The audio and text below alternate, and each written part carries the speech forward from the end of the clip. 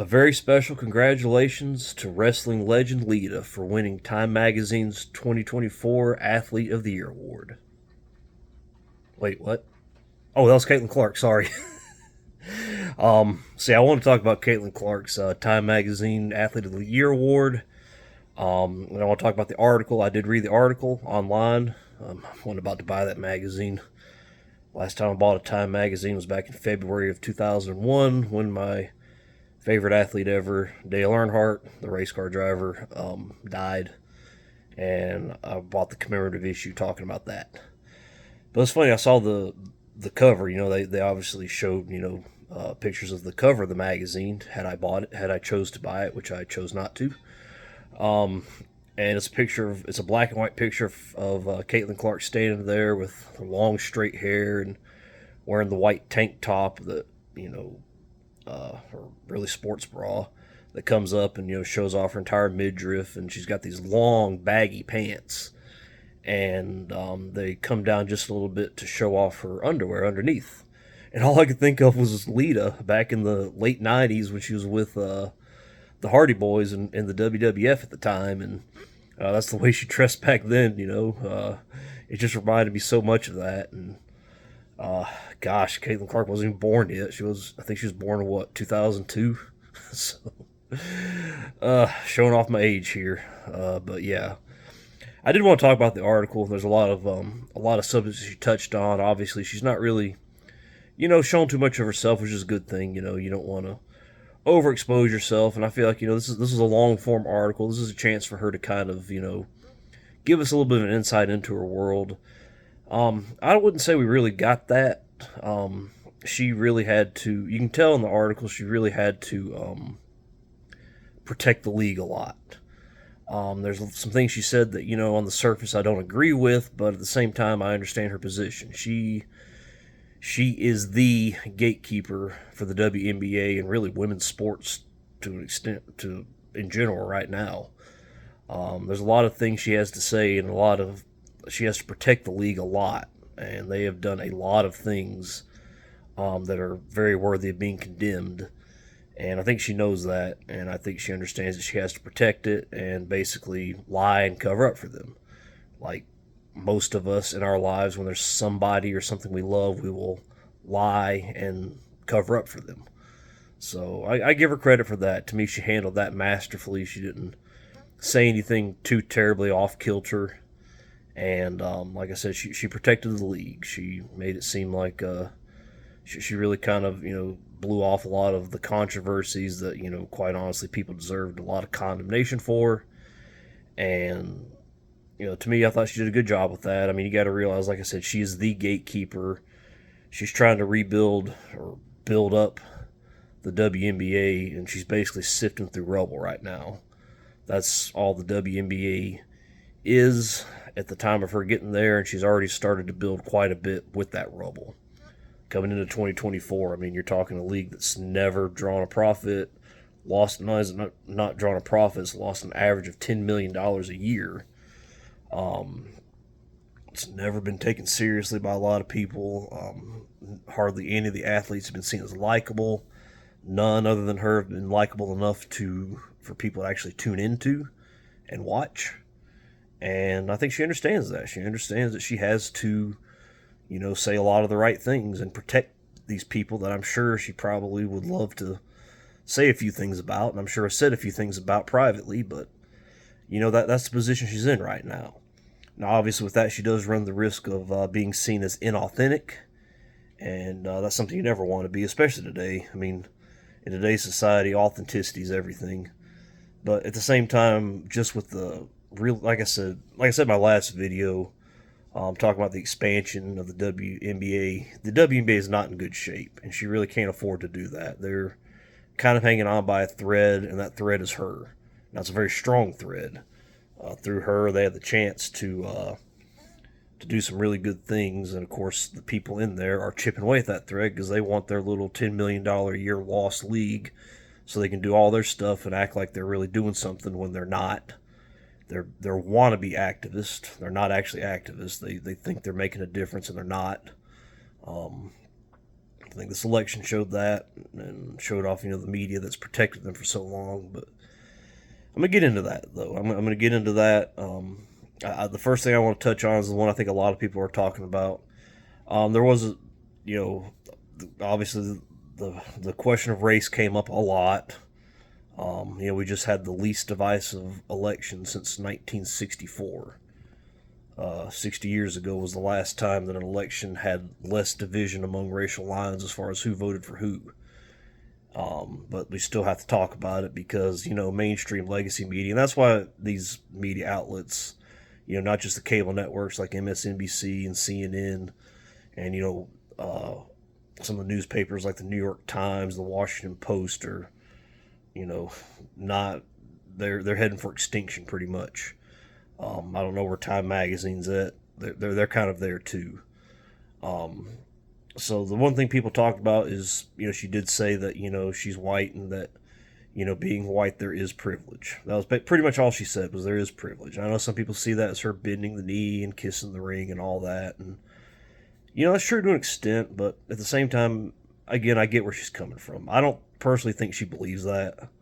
I really don't. I mean, her privilege comes from the fact that she came from a very well-off family. Her parents clearly had, pretty good amount of money. They were definitely upper middle class. Like people like me who felt very privileged to be in the lower middle class and not in below the poverty line, like my parents grew up in. I mean, I'd love somebody to tell my parents, who are very much white like me, that they had privilege growing up. But to me, she said that in a way to kind of pacify all the angry, I'm just going to say it, the angry black lesbians that that are most prevalent in that league. She basically said it in a way to, kind of pacify them. And again, that's something she has to do. She has to be the diplomat. She has to be the politician. She's basically having to disarm a nuclear bomb. She cares very much about women's basketball. She cares very much about the WNBA. She wants to see it grow. And she understands that she has to play both sides of the street.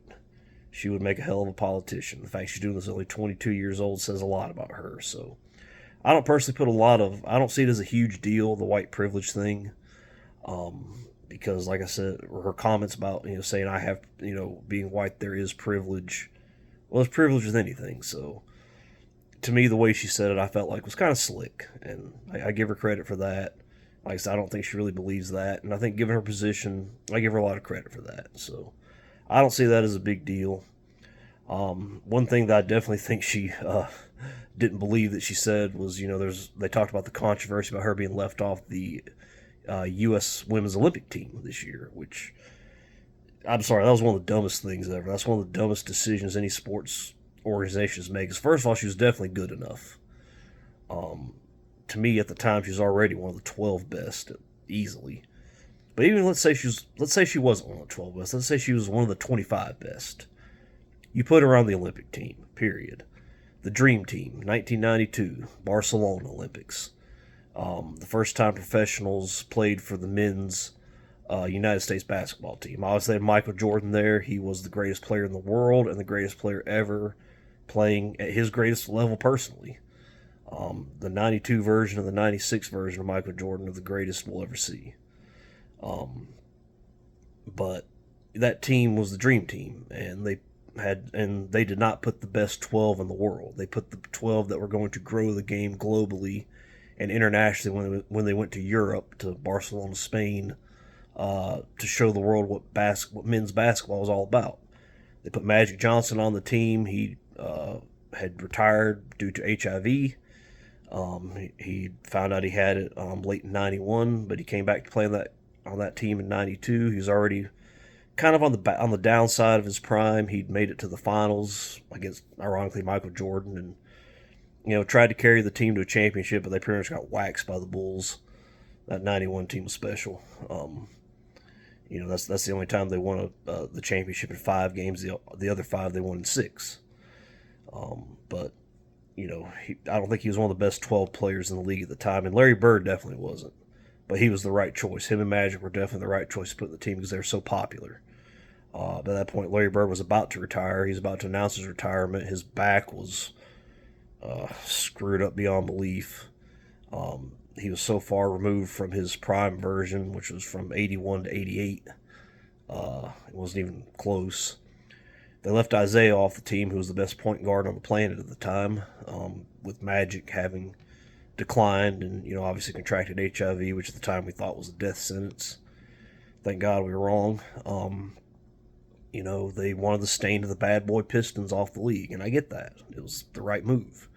Internationally, they made the correct move to grow the game, and it's paid off.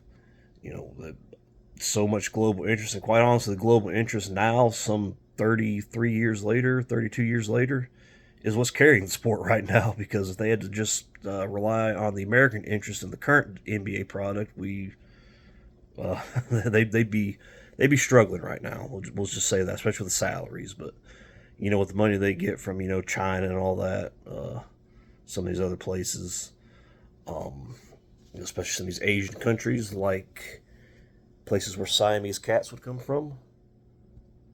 Right, Loki? Look at the camera, you. Jeez almighty. He's such a little stinker. But yeah, that's not. And that's what paid off the most. And to me, that's the case with this year's women's Olympic team. You put Caitlin Clark on there. And I mean, like I said, she said what you would think would be the right thing to say. Saying, well, I shouldn't be there if I'm just there to draw attention. Well, that's gonna help grow the league. And I think she knows that, and again, she has to protect them and say, she can't just say, hey, the people, don't know what they're doing as far as growing a league. They don't know how to grow a league domestically. They don't know how to grow a league internationally. They know how to piss off the people who might even think about tuning in. They know how to not play to their strengths and, just make the most unlikable league you can imagine. And over 27 years, this is what she's having to navigate and trying to build up and keep the public interested in. So, again, I give Caitlin a lot of credit. She handled that well. Like I said, I don't agree with what she said there, and I don't think she agrees with it, if the truth could come out. But, to me again, she's just saying the right things to pacify, especially the people that were on that team, because they've pretty much just been shit on from day one, and they've in all fairness, they don't deserve a lot of the shrapnel that was sent their way. They all did a very good job, and at least in the past, most people, Brittany Griner hadn't been much especially since her time in Gulag, but she's on the team. She's had a very good career, and she doesn't deserve the shrapnel from that. But she definitely needed to be on the team, and she did, I think, the right thing in defending that decision, even though, like I said, I don't agree with that. I don't think even she agrees with that. But she understands where she's at. And like I said, just seeing her navigate this is really amazing. Reading that was, reading her way of putting it out. But of course, like I said, the magazine goes on to talk a lot about race. Tammy Fig-Bentley, who I made the video about yesterday, talking about how much we're going to miss her, is talking a lot about, all this past stuff that's happened in America, 60 years ago, 100 years ago, whatever. It's like, come on now, really? But I'm still going to miss her. Still going to miss having her on the team. I wonder if she ever actually said that to Caitlin, or if she's just going to say that now that she's gone. Well, of course, I don't know if she knew she was going to be gone at the time that was recorded.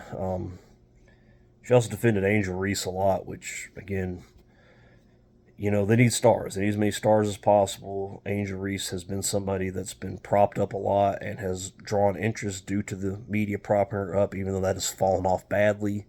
They need to try to keep her as much of a star as possible. It's failing badly, but, she needs to protect Angel in the hopes that she can somehow regain some of that, which I don't think is going to happen, but, I mean, she's doing the right thing and just defended a lot of her antics and just her in general. And again, if the truth will come out, I think she uses Angel as a lot of motivation to just blow her off the map. And that fourth game when they just blew the sky out of their own building, filled the building with Fever fans, and ended with her signing Angel Reese merchandise for the Chicago fans. You know she had to love every second of that. But again, that's what she has to do. She's having to basically, like I said, navigate a minefield, and these women who have everything to gain from Caitlin Clark keep throwing the landmines in her way, and she keeps protecting them.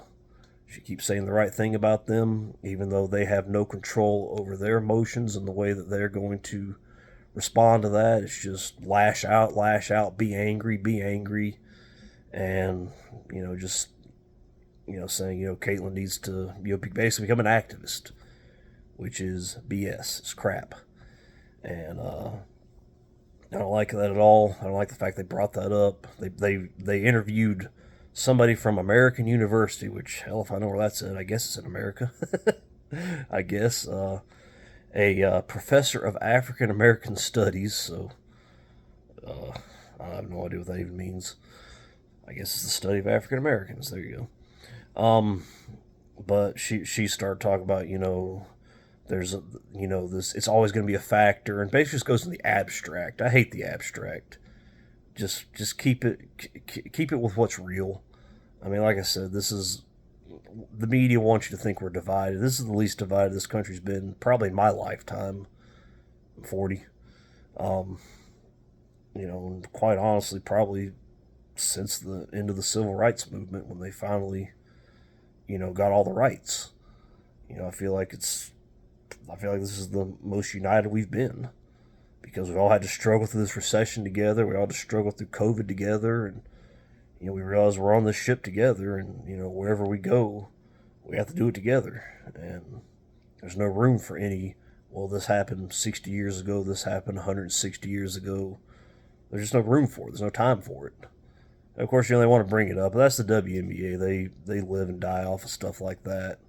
Personally, they talked about Renee Montgomery, and they wouldn't talk about the fact that what she's done, the fact that she's a completely fake activist who would not speak out against Caitlin Clark and her racist fans until after we had filled up the State Farm Arena twice, 17,000 each time, when the Atlanta Dream normally play in a 3,300 seat arena.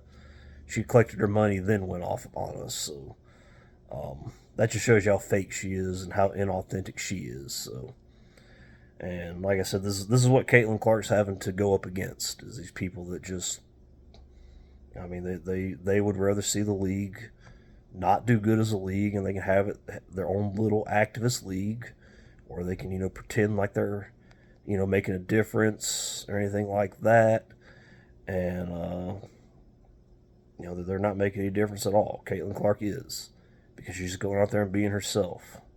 That's all there is to it. There's been a lot of white people come to the WNBA. Nobody cared. And now there's one person in the history of the league people really actually care about, and that's Caitlin Clark. So, like I said, she did the right things, I felt like, and said all the right things. And really, some of the issues I have with what I perceive as not being authentic. The issues I have with that just come from that's where the league's at. I don't, and like I said, she's stuck between a rock and a hard place, and she's chose to protect the WNBA. She's put the WNBA ahead of herself, to be honest with you. And like I said, running the risk of being seen as inauthentic herself. So I give her a lot of credit for that. But that article just shows you where the WNBA is at right now. And they have a lot still to overcome. They really, really need to find a way to focus on her and focus on people who are going to talk about sports and basketball and all of that. So congrats on being named the Athlete of the Year. Like I said, these arbitrary awards usually don't mean a lot, but she used that as an opportunity, I feel like, to do good for the league. I feel like this is going to do good things for the WNBA. I feel like she's elevated her. I don't think that really did much for her and her own stock, but hers is already great. Her stock's already at all-time high. She knows she needs to kind of pull the WNBA up to somewhat close to her level. So that's my take on that. Thank you guys for watching, and I'll talk to you later.